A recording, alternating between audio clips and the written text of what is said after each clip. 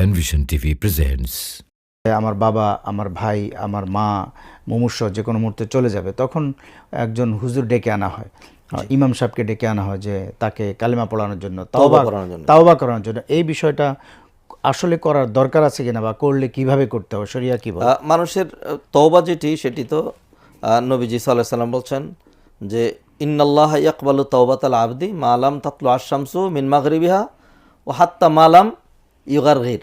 জি, যতক্ষণ গড়গড়া শুরু না করে, অর্থাৎ মৃত্যু জ্বালা যন্ত্রণা যতক্ষণ শুরু না হয়, ততক্ষণ পর্যন্ত তার তওবা কবুল হবে।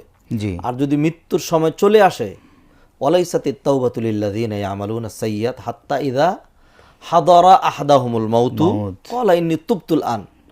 মৃত্যু হাজির হয়ে গেলে কেউ যদি তওবা করে, তাহলে তার তওবা কবুল হবে না।